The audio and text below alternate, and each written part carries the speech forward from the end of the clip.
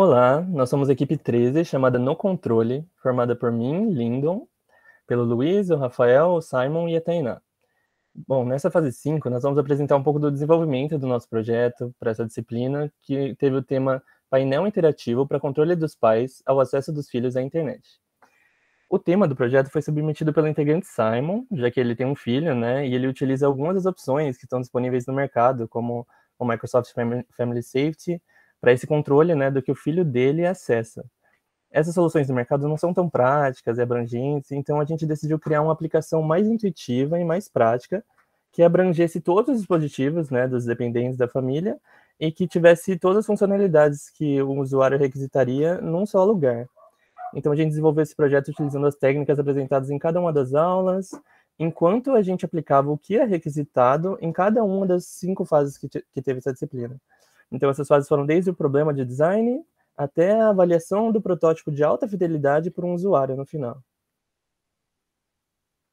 Bom, começando agora pela fase 0, que é de problema de design, aqui a gente discutiu melhor sobre o problema que a gente escolheu, descrevendo o contexto, as tarefas principais que a aplicação tinha que suprir, né?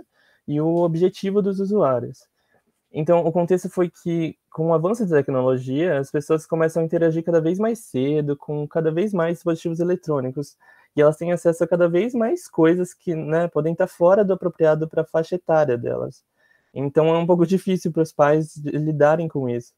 Aí, a nossa aplicação se propõe a apresentar as informações de uso de todos os dependentes de uma forma clara e que sejam necessários poucos cliques para realizar o que o usuário pretende, já que o usuário quer ter uma interface intuitiva e controlar o que os dependentes dele fazem sem ter muita dor de cabeça, sabe? Rapidamente e no dia a dia, facilmente.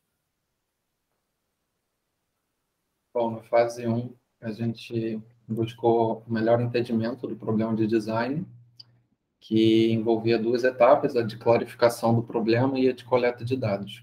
Para a parte de clarificação, a gente fez o diagrama dos stakeholders, o quadro de avaliações e a escala semiótica, e na coleta de dados, a gente fez o benchmarking de concorrentes, fez uma entrevista com o integrante do grupo que apresentou a proposta e que já usa outras ferramentas para isso, o Simon.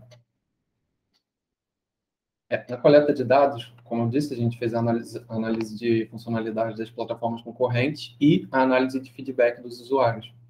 Para isso, a gente foi na Play Store e focou nos comentários e nas respostas, para entender melhor o que os usuários sentiam que faltava nos concorrentes. Na entrevista, a gente fez uma entrevista da forma semi-estruturada, porque o Simon já conhecia a aplicação, então a gente fez mais questões gerais, buscando extrair as dificuldades que o Simon tinha ou tentar monitorar a criança. Tá. No diagrama dos stakeholders, a gente tenta descrever as características pelas quais as diferentes partes envolvidas no processo estão interessadas. Então, aí a gente vai ter os stakeholders que estão envolvidos na parte de operação, de contribuição, de fonte, de mercado e comunidade. Na parte de operações, a gente tem, por exemplo, os desenvolvedores e designers, indo até na parte de comunidade, que é mais abstrato, não tem tanto contato direto com a aplicação. No nosso caso, a gente botou, por exemplo, o Ministério da Mulher, da Família e dos Direitos Humanos, ter, de alguma forma, o contato com a legislação que vai afetar as crianças que são parte do usuário da nossa plataforma. No quadro de avaliação, a gente tentou articular melhor possíveis problemas que podem surgir no nossa proposta de design.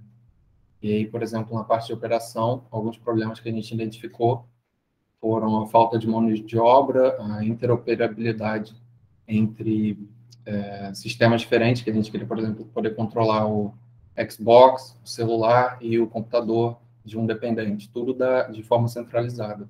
E aí a gente propôs também, né, algumas soluções para isso. Em seguida, a gente fez a escada semiótica, que buscava identificar e organizar melhor os requisitos que a gente conseguiu construir, separando eles pelos 6 níveis distintos de comunicação, que ia do nível mais baixo, que era a parte física, até o nível mais alto, que era o contexto social.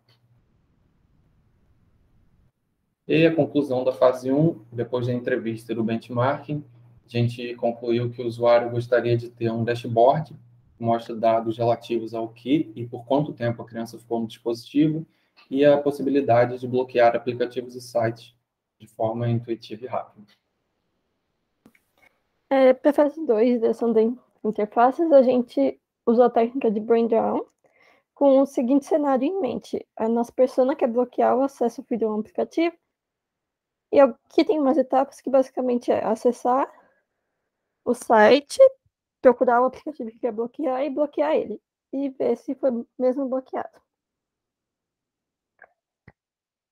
Aí aqui, esse é o resultado do nosso Brain Draw.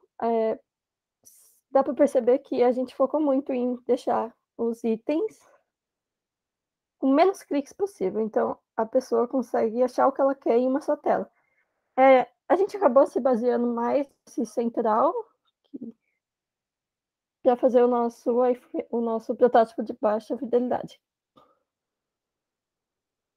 Aí aqui, basicamente, todas as informações principais estão concentradas aqui, no menu lateral. Ele consegue manipular os dependentes e os dispositivos, os seus dependentes que ele quer ver na tela. Nessa mesma tela, a gente tem dados sobre uso, as estatísticas de uso, que é a parte superior. E a de baixo, a gente consegue manipular os aplicativos, bloquear, desbloquear, ver mais detalhes sobre. E é isso. Aí essa parte do nosso storyboard, pensando naquele cenário inicial de pesquisar, que é essa tela, tipo, ela entra no site e vê essa tela, com o filtro dos mais utilizados. Aí ela pode selecionar o dependente, que foi o que ela fez, e aqui ela consegue pesquisar também o que ela quer. Deixa eu colocar um exemplo aqui de meu app. Aí vai aparecer o aplicativo que ela quer, que ela pesquisou, e ela vai poder fazer as ações nele. Nesse caso, ela clica em bloquear. E tem o menu, ela seleciona a primeira opção. E clica em confirmar. E é isso, aí aparece que está bloqueado. E como pode ver, são poucos cliques de fácil acesso, que essa é a ideia.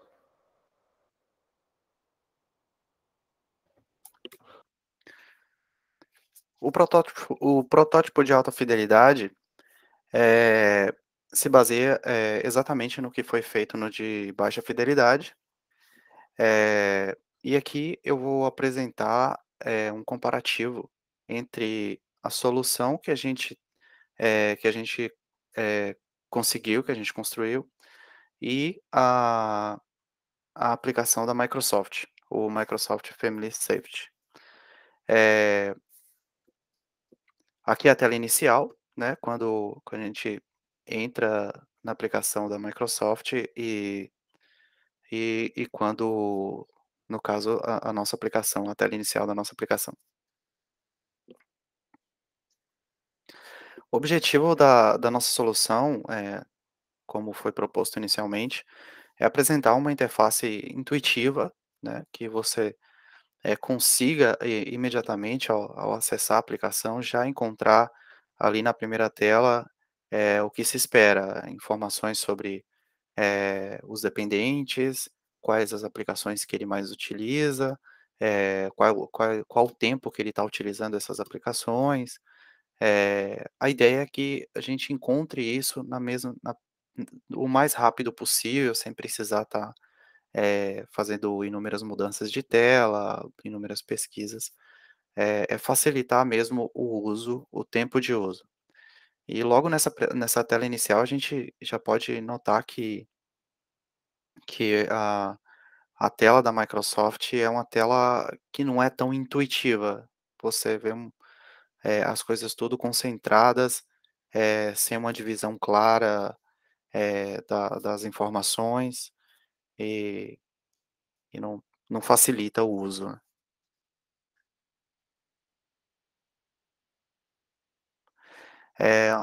Eu vou destacar algumas coisas aqui.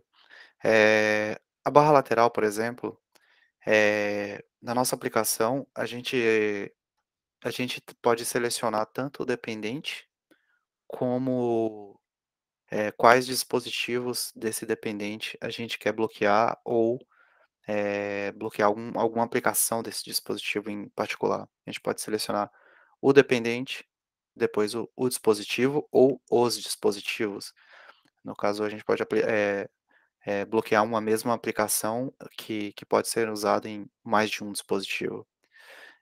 Na aplicação da Microsoft, a gente pode ver ali que a gente pode selecionar somente um dependente por vez e teria que estar fazendo outras mudanças de telas para fazer essas alterações, enquanto que a gente pode fazer isso numa mesma tela na nossa aplicação. Eh, uma uma Um outro exemplo aqui é a pesquisa por aplicativos. Aplicativos, a gente tem ali no da Microsoft do lado esquerdo, a lista de aplicativos e os aplicativos mais usados no topo. Porém a lista pode ser grande ali de aplicativos, aí tem os mais usados ali, são os primeiros, eh, mas para procurar um aplicativo em específico eu vou ter que rolar essa lista até encontrar a aplicação.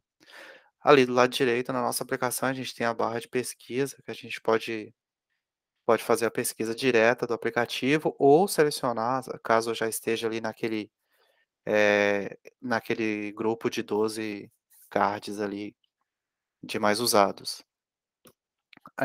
A questão da estatística, é onde são apresentados o tempo de uso, aplicações que são mais utilizadas, tempo total de uso. Mais uma vez aqui, por exemplo, se eu tenho mais de um dependente e quero ver as estatísticas deles, eu preciso estar mudando de dependente, no caso da Microsoft, e acessando as estatísticas de cada um separadamente. Na nossa aplicação, a ideia é que quando selecionamos o dependente, imediatamente a nossa aplicação apresente os dados daquele dependente, sem ter que fazer uma transição de tela.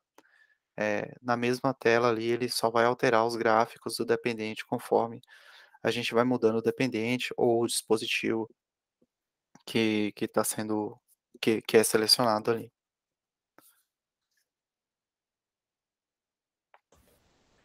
Bom, aqui nessa etapa, a gente realizou duas avaliações, uma com o usuário final e a outra que é a inspeção de usabilidade usando as heurísticas de Nielsen. Então, a avaliação com o usuário final foi feita com uma pessoa que não conhecia a aplicação. A gente pediu para essa pessoa realizar as ações de um cenário de um usuário querendo bloquear uma aplicação específica e desbloquear essa aplicação em seguida, sem dar instruções muito específicas para a pessoa. E aí, enquanto ela fazia isso, a gente pediu para ela ir falando o que ia pensando, utilizando uma técnica que é a Thinking Aloud. Bom, depois a gente fez um questionário com perguntas abertas sobre cada tela e funcionalidade do aplicativo, e esse questionário foi muito esclarecedor. O usuário deu para a gente opiniões bem detalhadas, que serviram para nós encontrarmos pontos que poderíamos melhorar e ver pontos em que acertamos também. A inspeção de usabilidade, usando essas 10 heurísticas de Nielsen, foi feita pelos integrantes do grupo, analisando exaustivamente cada tela, cada funcionalidade do protótipo de alta fidelidade. E no total nós encontramos 6 problemas e classificamos eles de acordo com as heurísticas. A avaliação do usuário foi bem útil nesse sentido também, de encontrar esses problemas. Bom, aqui nós temos um recorte do nosso relatório da fase 4, mostrando como nós documentamos essa inspeção de usabilidade. Então, para cada problema encontrado, você pode ver que a gente especificou a heurística, o grau de severidade desse problema, e também explicitamos bem o problema, colocando uma descrição dele e um recorte da interface onde esse problema se encontra. Então, nesse caso aqui é um problema de consistência e padrão, e o grau de severidade dele é simples. Essas avaliações combinadas foram bem úteis para a gente encontrar e organizar esses problemas, e como resultado nós tiramos que tem sim alguns pontos que podem ser melhorados na aplicação. Mas apesar disso, a gente gerou uma solução para cada problema e justificou como elas funcionariam para resolver cada problema. E além disso, o nosso usuário deixou claro que, apesar de ter achado que a aplicação tem alguns pontos específicos a se melhorar, No âmbito geral mesmo, é uma aplicação muito prática e bem útil no que se propõe.